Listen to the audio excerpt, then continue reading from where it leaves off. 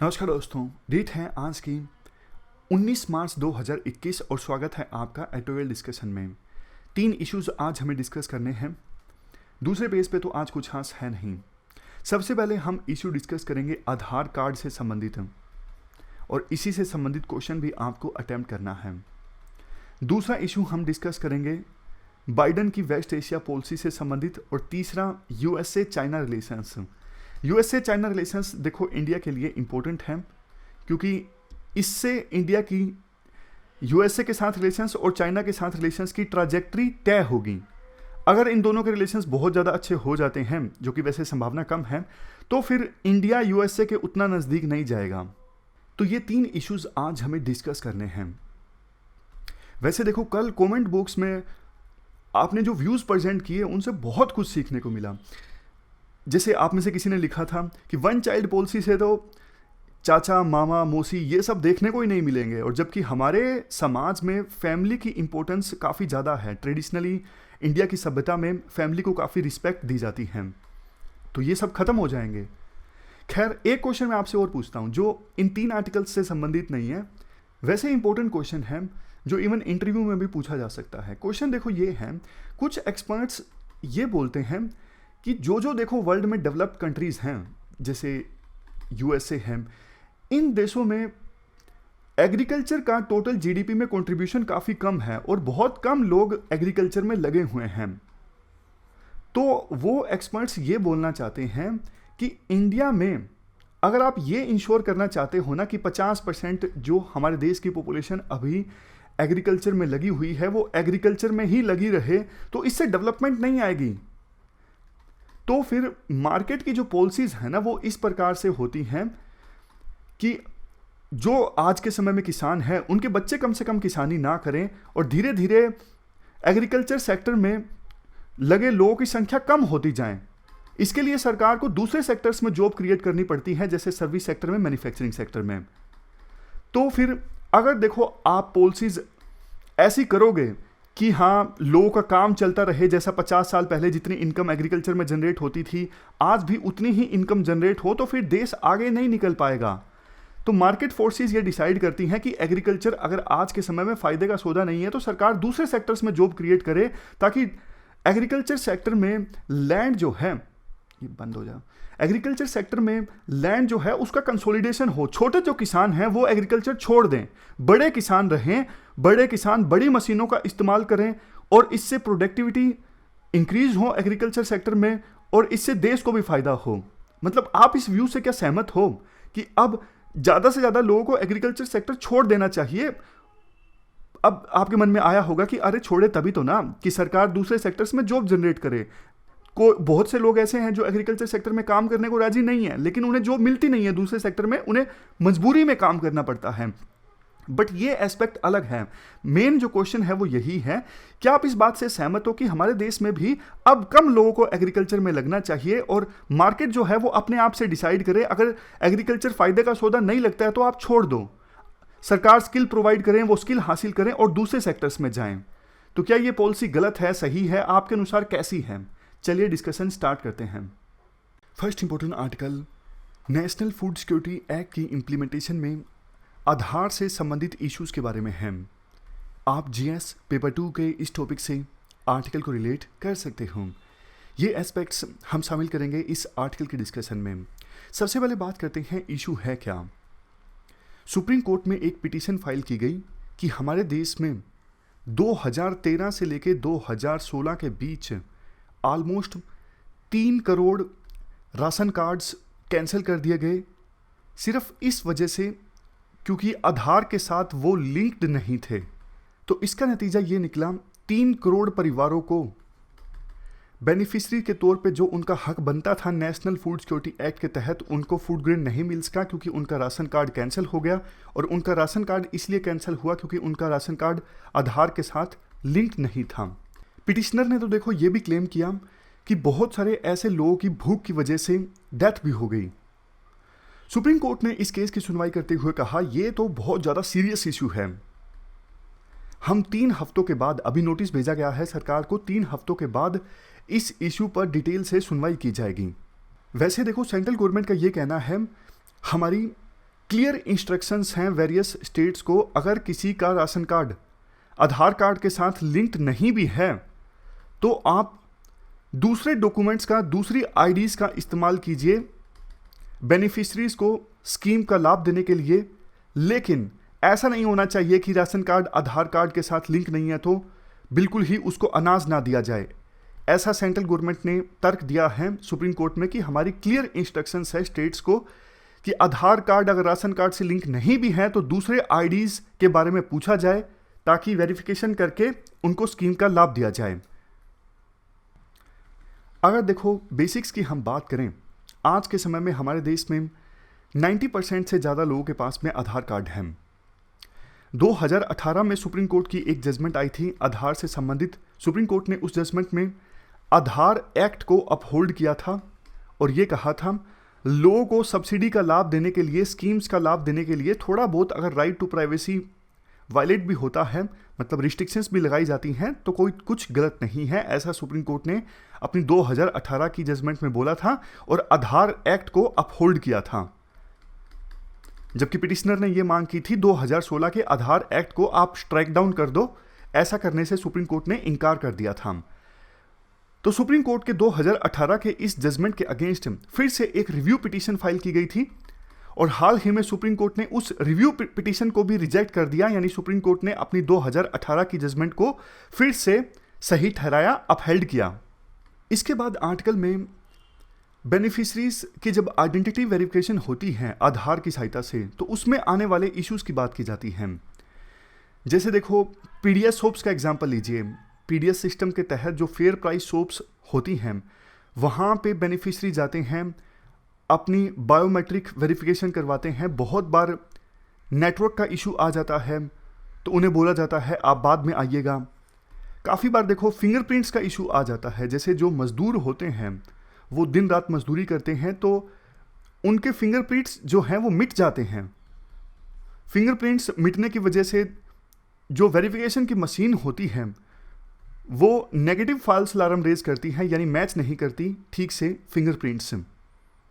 बहुत सारे ऐसे लोग भी हैं जो डिजर्विंग हैं, जिनको स्कीम का लाभ मिलना चाहिए, लेकिन आधार कार्ड ना होने की वजह से वो स्कीम के बेनिफिशरी नहीं बन पा रही हैं। और देखो यहाँ पे वही पॉइंट बोला जाता है, कहने को जो सेंट्रल गवर्नमेंट ने तर्क दिया वो सही है कि एग्जम्पशन मैकेनिज्म है जिसके पास आधार कार्ड नहीं है, लेकिन उसको ठीक से फॉलो नहीं किया जाता। ग्राउंड लेवल पे जो वर्कर्स होते हैं, सरकारी कर्मचारी, वो लुटा देते हैं या फिर पैसों की डिमांड करने लगते हैं कि आपको स्कीम का लाभ तब मिलेगा जब आप पैसों दोगे, रिश्वत दोगे। तो फिर जो डिजर्विंग लोग हैं वो भी सोचते हैं कि स्कीम का लाभ लेने के लिए पैसे देने पड़ेंगे, पैसे हमारे पास है नहीं, तो उनको लाभ मिल नहीं पाता।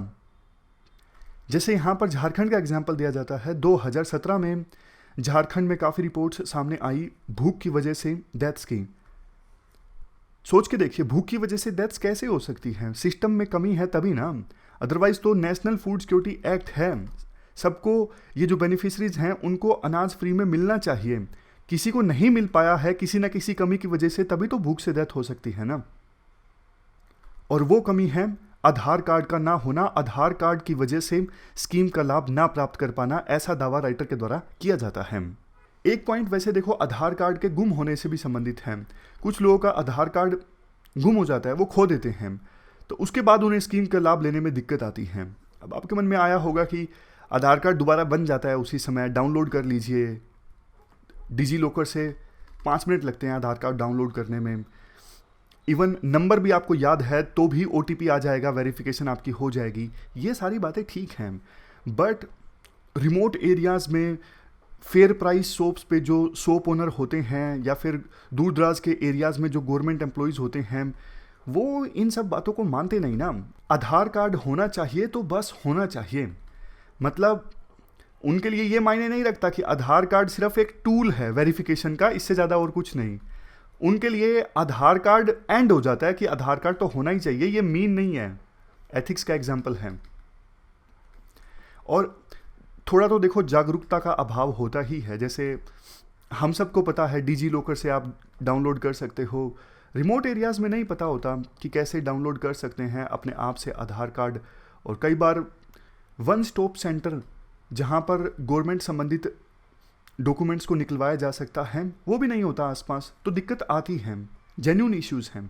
कंक्लूजन में कहा जाता है स्टेट गवर्नमेंट्स को और सेंट्रल गवर्नमेंट को दूसरे अल्टरनेटिव आइडेंटिफिकेशन मैकेनिज्म्स भी अलाउ करने चाहिए वेरिफिकेशन के लिए, ताकि जो जेन्युइन बेनिफिशरीज हैं जिन्हें स्कीम का लाभ मिलना चाहिए उनको सब्सिडी का लाभ डिनाई ना किया जाए सिर्फ एक डॉक्यूमेंट के ना होने की वजह से। देखो, बेशक आधार कार्ड की सहायता से लीकेजेस कम हुए हैं, करप्शन कम हुआ है। पहले तो गोस्ट बेनिफिशरीज होते थे, मतलब ऐसे ही नाम लगा दिया कि सुरेश महेश ये लोग जिंदा हैं, लेकिन वो होते ही नहीं थे। बस लोकल लेवल पे जो सरकारी एम्प्लॉयज़ हैं वो सरपंच के साथ मिलकर करप्शन कर लेते थे, और आधार कार्ड के आने से करप्शन काफ़ी कम हुआ है। बट एक्सक्लूजन नहीं होना चाहिए। वो जस्टिस में एक बात होती है ना कि आप बेशक आप कुछ दोषी लोगों को छोड़ दीजिए, लेकिन एक भी निर्दोष को सजा नहीं मिलनी चाहिए जिसने क्राइम नहीं किया है। उसी प्रकार से बेशक आप 4-5 जो फर्जी लाभ लेने वाले हैं उन्हें लाभ लेने दीजिए, लेकिन एक भी अगर जेन्युइन बेनिफिशरी है ना वो नहीं छूटना चाहिए, उनका एक्सक्लूजन नहीं होना चाहिए। तो ये पूरा आर्टिकल हमने डिस्कस किया आधार से संबंधित। नेक्स्ट आर्टिकल यूएसए की वेस्ट एशिया पॉलिसी से संबंधित है। आप जीएस पेपर 2 के इस टॉपिक से आर्टिकल को रिलेट कर सकते हो। ये सारे पॉइंट्स हैं जो हम कवर करेंगे इस आर्टिकल की डिस्कशन में। क्या कंटेस्ट है, हाल ही में देखो जो इराकी कुर्दिस्तान है वहाँ पर इरबिल सिटी में यूएसए के एक मिलिट्री बेस पर अटैक किया गया प्रो ईरान शिया मिलिटेंट्स के द्वारा। और इराकी कुर्दिस्तान में इरबिल में जब यूएसए के बेस पे अटैक हुआ तो 25 फरवरी को यूएसए ने इसका बदला ले लिया। सीरिया में ईरान सपोर्टेड जो मिलिशियाज हैं उनके बेसिस पर, उनकी फैसिलिटीज़ पर एयर स्ट्राइक करके, तो सिर्फ 36 दिन लगे यूएसए के नए राष्ट्रपति जो बाइडन को एयर स्ट्राइक का आदेश देने में। 20 जनवरी को उन्होंने शपथ ली थी और 25 फरवरी को उन्होंने आदेश दे भी दिया कि सीरिया में ईरान सपोर्टेड मिलिशियाज के बेस पर एयर स्ट्राइक की जाए। इसके अलावा अगर हम एनालाइज करें सऊदी अरेबिया के संदर्भ में यूएसए के नए राष्ट्रपति की पॉलिसी, हाल ही में यूएसए एडमिनिस्ट्रेशन ने एक रिपोर्ट रिलीज की जिसमें कहा गया जर्नलिस्ट जमाल खशोगी की असैसिनेशन का जो आदेश है वो दिया गया था सऊदी क्राउन प्रिंस मोहम्मद बिन सलमान के द्वारा। इसके अलावा बाइडन एडमिनिस्ट्रेशन ने ईरान न्यूक्लियर डील को फिर से रिवाइव करने के लिए स्टेप्स उठाने स्टार्ट किए। ईरान को बोला गया है कि आप 2015 के ईरान न्यूक्लियर एग्रीमेंट की जो टर्म्स हैं उनको फॉलो करना स्टार्ट कीजिए ताकि हम न्यूक्लियर डील को फिर से रिवाइव कर सकें। देखो, इस पॉइंट का मतलब आपको बता देता हूं, ये जमाल खशोगी का क्या केस था। ये सऊदी अरेबिया के एक पत्रकार थे जो कि मोनार्की के अगेंस्ट लिखते थे, यानी जो अभी सऊदी अरेबिया के रूलर हैं उनके खिलाफ लिखा करते थे। तो टर्की में इनका असैसिनेशन कर दिया गया। कई सारे देशों ने इस असैसिनेशन के बाद सऊदी अरेबिया के ऊपर सवाल उठाना स्टार्ट कर दिए कि आप ऐसे कैसे अपने एक पत्रकार का असैसिनेशन करवा सकते हो, वो भी दूसरे देश में। धीरे धीरे सऊदी अरेबिया के ऊपर दबाव बढ़ता गया। शुरू में तो देखो सऊदी अरेबिया ने साफ ही इंकार कर दिया था कि हमने ये असैसिनेशन करवाया है, लेकिन जैसे जैसे रिपोर्ट सामने आई सऊदी अरेबिया ने मान लिया कि हाँ, हमारे एजेंट्स ने ये असैसिनेशन कैरी आउट किया है। लेकिन क्राउन प्रिंस ने अपने आप को बचाने के लिए ये मानने से इनकार कर दिया कि ऑर्डर मैंने दिया था। उन्होंने कहा कि एक रोग जनरल ने ये पूरा ऑपरेशन कैरी आउट करवाया और इसमें मेरा कोई हाथ नहीं है। लेकिन यूएसए के द्वारा अब ये कहना कि वो पूरा ऑपरेशन, उसका आदेश दिया गया था सऊदी क्राउन प्रिंस के द्वारा, तो एक प्रकार से यूएसए दबाव बनाना चाहता है सऊदी अरेबिया के ऊपर। इन सारे डायमेंशंस को आप लिंक करोगे तो आपको वाइडर जो बाइडन की पॉलिसी है वेस्ट एशिया के संदर्भ में उसका अंदाजा आप लगा सकते हो। इससे पहले कि हम बाइडन की वेस्ट एशिया पॉलिसी को फर्दर एनालाइज करें, हम थोड़ा सा बैकग्राउंड डिस्कस कर लेते हैं। ओबामा के समय वेस्ट एशिया की पॉलिसी क्या थी और ट्रंप के समय में वेस्ट एशिया पॉलिसी क्या थी यूएसए की। देखो, ओबामा ने एक बात को तो आइडेंटिफाई कर लिया था अपने शुरुआती कार्यकाल में ही, अगर ईरान ने न्यूक्लियर वेपन्स हासिल कर लिए ना तो फिर वेस्ट एशिया में बहुत ज़्यादा इंस्टेबिलिटी आ जाएगी, क्योंकि अभी वेस्ट एशिया में न्यूक्लियर वेपन सिर्फ और सिर्फ इजराइल के पास हैं। अगर ईरान ने हासिल कर लिए तो सऊदी अरेबिया भी हासिल करेगा ही करेगा, तो रीजन और भी ज़्यादा वोलेटाइल हो जाएगा। वेस्ट एशिया के बारे में कहा जाता है ऑलरेडी काफ़ी वोलेटाइल रीजन है, और ईरान अगर न्यूक्लियर वेपन्स हासिल कर लेता तो रीजन में और भी ज़्यादा इंस्टेबिलिटी आ जाती। तो ओबामा को कैसे न कैसे करके रोकना था ईरान को न्यूक्लियर वेपन हासिल करने से। तो उन्होंने ईरान के साथ बातचीत स्टार्ट की, काफ़ी सालों तक नेगोशिएशंस चलती रही, आखिर में 2015 में ईरान न्यूक्लियर डील साइन हुई थी। एक रास्ता वैसे ओबामा के पास ये भी था कि ईरान के ऊपर हमला ही कर दिया जाए, जैसे इराक के ऊपर किया गया था। इराक के ऊपर यह कह के हमला कर दिया गया कि सद्दाम हुसैन के पास बहुत ज़्यादा डिस्ट्रक्शन करने वाले केमिकल और बायोलॉजिकल वेपन्स हैं, ये कह के हमला कर दिया गया था, लेकिन ऐसे कोई वेपन्स नहीं मिले अटैक करने के बाद। तो एक ऑप्शन ये भी था ओबामा के पास कि ईरान के ऊपर हमला कर दिया जाए, लेकिन ओबामा इस ऑप्शन से सहमत नहीं थे, इसलिए उन्होंने डिप्लोमेसी का रास्ता चुना और आखिरकार 2015 में न्यूक्लियर डील साइन हो गई ईरान को न्यूक्लियर वेपन्स हासिल करने से रोकने के लिए। उसके बाद ट्रंप की बात करें, देखो ट्रंप की अप्रोच ईरान के प्रति और ज़्यादा होस्टाइल थी। उन्होंने ईरान न्यूक्लियर डील को छोड़ दिया ताकि ईरान पे और ज़्यादा प्रेशर बनाया जा सके एक बेहतर डील साइन करने के लिए। हालांकि देखो युद्ध ट्रंप भी नहीं करना चाहते थे ईरान के साथ में, लेकिन ईरान के ऊपर बहुत ज़्यादा दबाव बना के वो एक बेहतर डील साइन करना चाहते थे, लेकिन ईरान दबा नहीं ट्रंप के कार्यकाल में। ट्रंप ने ये सोचा था कि सैंक्शंस जब लगाए जाएंगे ईरान के ऊपर तो ईरान फिर से टेबल पे आएगा और प्रेशर के चलते एक नई डील साइन की जाएगी, लेकिन ईरान ने फिर से नेगोशिएशन नहीं स्टार्ट की ट्रंप के साथ। इसके बाद ईरान पर और ज़्यादा दबाव बनाने के लिए इराक में उनके एक जनरल कासिम सुलेमानी का असैसिनेशन करवाया गया यूएसए के द्वारा, लेकिन ये असैसिनेशन भी इराक में करवाया गया, ईरान में नहीं करवाया गया। बदले में ईरान ने इराक में यूएसए के मिलिट्री बेस पर मिसाइल्स दाग के इसका बदला लिया, और इसके बाद यूएसए ने भी ज़्यादा जवाब दिया नहीं। जब ईरान ने देखो इराक के अंदर यूएसए के मिलिट्री बेस पर मिसाइल्स दागी तो इसका जवाब यूएसए ने दिया नहीं। इसका मतलब साफ तौर पे ये था कहीं ना कहीं यूएसए भी ईरान के साथ युद्ध उस समय चाहता नहीं था, ट्रंप के कार्यकाल में भी। तो दो पूर्व राष्ट्रपतियों की वेस्ट एशिया पॉलिसी डिस्कस करने के बाद हम फिर से आते हैं बाइडन की पॉलिसी पर। देखो बाइडन की जो वेस्ट एशिया पॉलिसी है ना, वो ओबामा की वेस्ट एशिया पॉलिसी से मिलती जुलती है, लेकिन हालांकि डिफरेंसेस भी हैं दोनों की वेस्ट एशिया पॉलिसीज में। अभी इंडो पैसिफिक रीजन में यूएसए जो है वो अलायंस बना रहा है, जैसे हमने देखा क्वेड का समिट ऑर्गेनाइज हुआ। जिस प्रकार से चाइना के साथ यूएसए का कंपटीशन चल रहा है, कोल्ड वार की यादें ताज़ा हो गई हैं। लेकिन यूएसए अभी वेस्ट एशिया में लंबे समय तक फंसना नहीं चाहता, बट एकदम से छोड़ के भी नहीं जाना चाहता। तो ये दुविधा है यूएसए के सामने, क्योंकि वेस्ट एशिया में बेशक अब यूएसए सऊदी अरेबिया से ऑयल इंपोर्ट नहीं कर रहा हो, लेकिन यूएसए के अलाय कंट्रीज हैं वेस्ट एशिया में।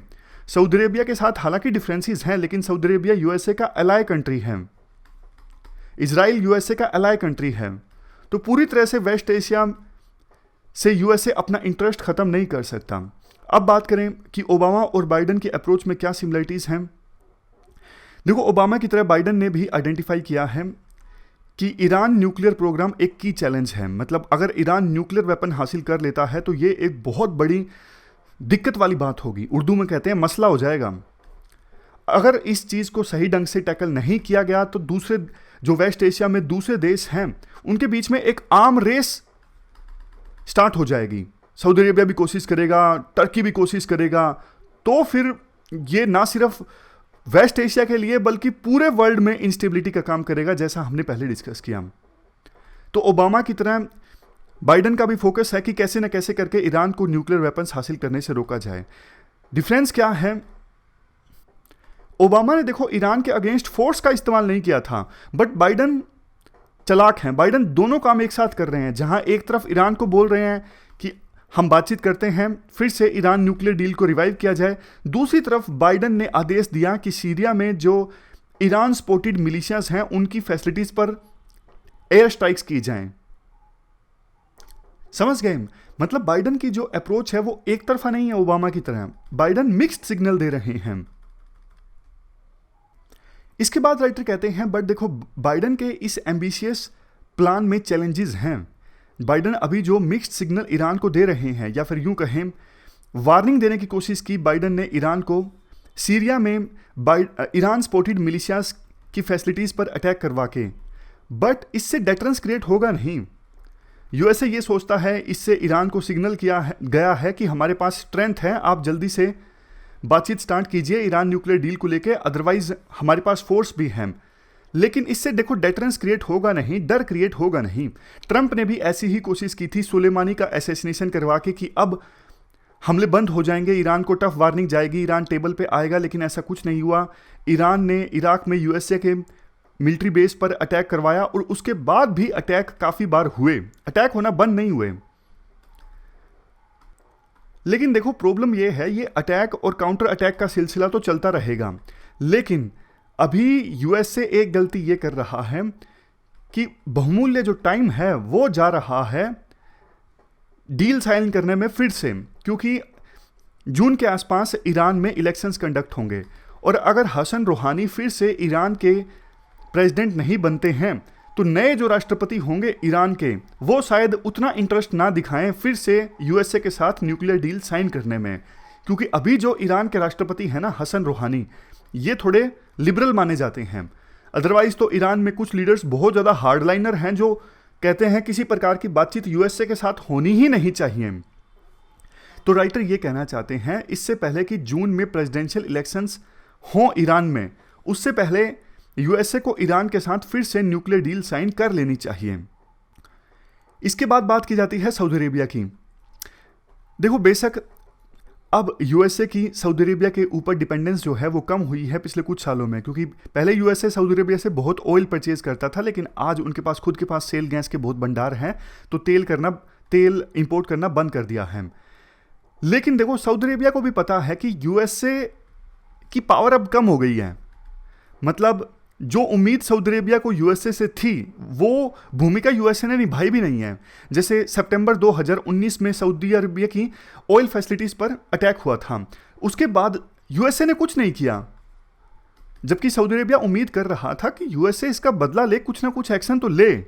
तो इसलिए सऊदी अरेबिया को अब एहसास हो गया कि यूएसए की पावर भी उतनी नहीं है जितनी पहले हुआ करती थी वेस्ट एशिया की इक्वेशंस को शेप करने में। नए नए power centres West Asia region में इमर्ज हो रहे हैं, जैसे टर्की, रशिया। सऊदी अरेबिया अपने रिलेशंस को डाइवर्सिफाई करना चाहता है। सऊदी अरेबिया ने रशिया के राष्ट्रपति व्लादिमीर पुतिन के साथ रिलेशंस अच्छी करने की कोशिश की है।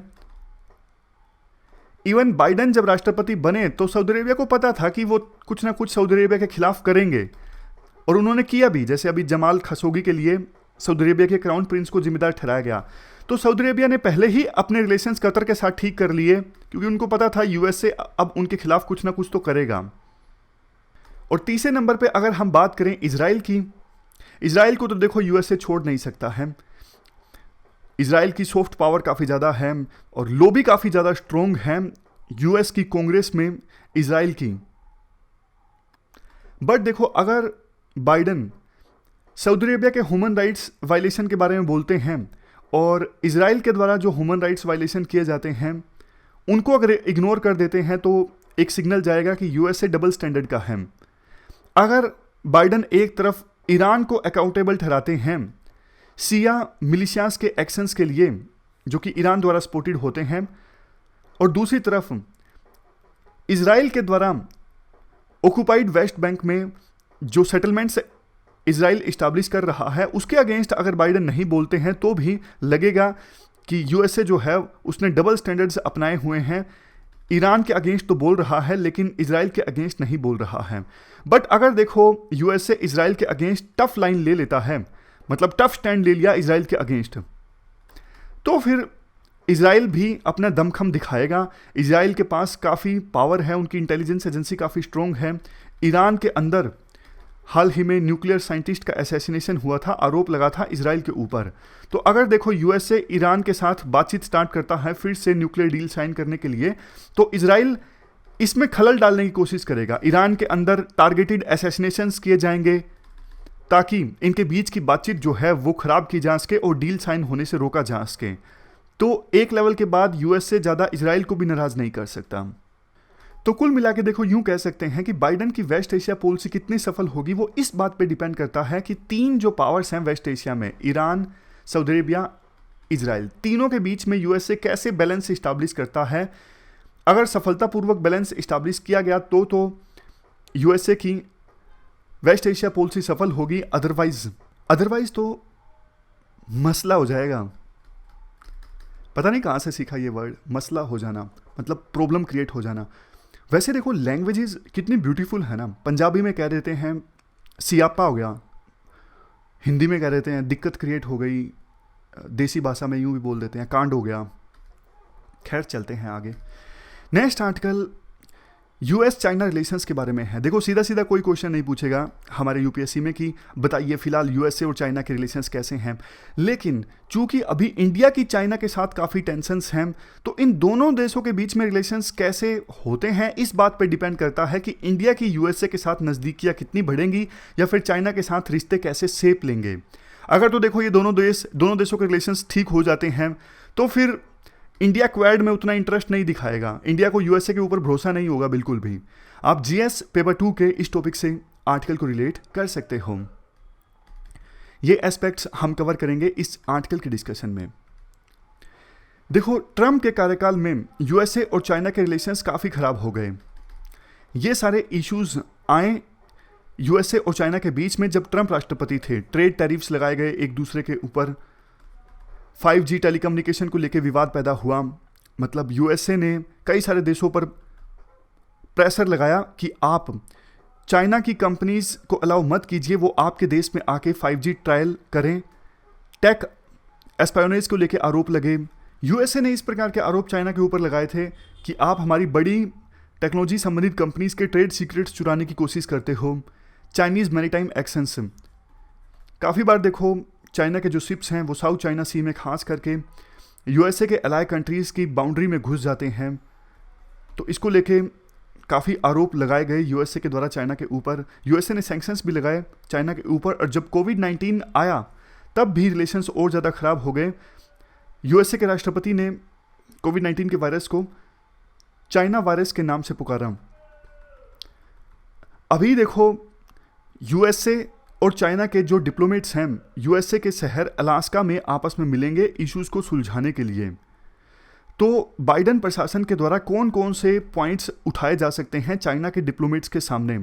सबसे पहले तो हांगकांग में और चाइना के जिंगजियांग रीजन में जिस प्रकार से एट्रोसिटीज़ की जा रही हैं, अत्याचार किए जा रहे हैं, उसको लेके पॉइंट उठाया जा सकता है। हांगकांग में डेमोक्रेसी की मांग हो रही है काफ़ी समय से, क्योंकि देखो पहले हांगकांग यूके के अंडर आता था, तो हांगकांग के लोगों ने डेमोक्रेसी को देखा है, उन्होंने फ्रीडम में ज़िंदगी व्यतीत की है। अब वो जो चाइना का अथॉरिटेरियन रजीम है उसके अंदर नहीं रहना चाहते, वो रिलेटिव फ्रीडम चाहते हैं, बट चाइना इसके लिए तैयार नहीं है, इसलिए अत्याचार किए जाते हैं हांगकांग के लोगों के ऊपर। उसके बाद अभी हाल फिलहाल में पिछले कुछ समय में चाइना यूएसए के एलाय और पार्टनर्स के अगेंस्ट काफ़ी एग्रेशन शो कर रहा है। जैसे ऑस्ट्रेलिया का एग्जांपल लीजिए। कोविड-19 के आने के बाद ऑस्ट्रेलिया के प्रधानमंत्री ने मांग की थी कि कोविड-19 के ओरिजिन की जांच होनी चाहिए एक इंटरनेशनल एजेंसी के द्वारा। उसके बाद रिलेशंस खराब हो गए चाइना और ऑस्ट्रेलिया के बीच। ऑस्ट्रेलिया से इंपोर्ट होने वाले माल पर सैंक्शंस लगा दिए गए, बहुत सारे एक्शंस लिए गए ऑस्ट्रेलिया के अगेंस्ट। जापान के अगेंस्ट एग्रेशन शो की गई सेनेकाकू आइलैंड्स में, और इंडिया के साथ भी रिलेशंस खराब हुए। बिटरनेस देखने को मिली एलएसी पर, और कुछ पॉइंट्स पे तो अभी भी तनाव है। क्लाइमेट चेंज, ये इशू भी यूएसए उठा सकता है, कोविड-19 का चैलेंज या फिर ग्लोबल इकोनॉमिक रिकवरी। और चाइना क्या क्या इशू उठा सकता है। चाइना देखो ये चाहेगा ट्रम्प के कार्यकाल के दौरान जो सैंक्शंस लगाए गए थे चाइना के ऊपर वो हटाए जाएं, और डायलॉग स्टार्ट हो कैसे रिलेशंस को और ज़्यादा मजबूत बनाया जा सकता है। इसके अलावा चाइना और भी कुछ पॉइंट्स रेज करेगा, जैसे हाउस्टन में जो चाइना का कंसुलेट था जिसे बंद कर दिया गया है, इसे फिर से रीओपन किया जाए। और वीज़ा बैन, काफ़ी कम लोगों को वीज़ा मिलता है चाइना से यूएसए में, उस वीज़ा बैन को हटाया जाए। कंक्लूजन में कहा जाता है दोनों देशों की देखो एक दूसरे से काफ़ी ज़्यादा ग्रीवेंसेस हैं, शिकायतें हैं, लेकिन दोनों देशों की अलास्का में डिप्लोमेट्स की जो ये मीटिंग ऑर्गेनाइज होगी, एक्सपेक्टेशंस कम है कि कुछ खास निकल के आएगा इस मीटिंग से। वैसे यूएसए और चाइना के बीच जो टैरिफ वार चला, इसकी वजह से पूरे वर्ल्ड को $600 बिलियन का नुकसान हुआ।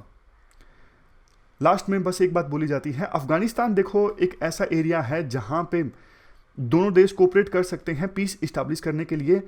और ना सिर्फ ये दोनों देश बल्कि रशिया, ये 3 जो मेजर कंट्रीज हैं, ये आपस में अगर सहमति बना लेते हैं अच्छे से कि कैसे पीस इस्टाब्लिश की जाए अफगानिस्तान में, तो सही में अफगानिस्तान में पीस इस्टाब्लिश हो सकती है। क्योंकि देखो, चाइना के पास पावर है पाकिस्तान को इन्फ्लुएंस करने की। अगर तीनों देशों में सहमति बनती है कि ये तरीका हो सकता है, कोई इंटरिम गवर्नमेंट इस्टाब्लिश किया जाए जिसमें चाइना भी राजी हो जाए, तो फिर चाइना पाकिस्तान को इन्फ्लुएंस कर सकता है कि भैया कुछ समय के लिए आप कुछ मत कीजिए, अफगानिस्तान में पीस आने दीजिए, तो फिर पीस इस्टाब्लिश हो सकती है। ये हमने पूरा आर्टिकल डिस्कस किया यूएसए और चाइना के बीच रिलेशंस से संबंधित। हमारी आज की इस डिस्कशन में इतना ही है। Thank you very much for discussion.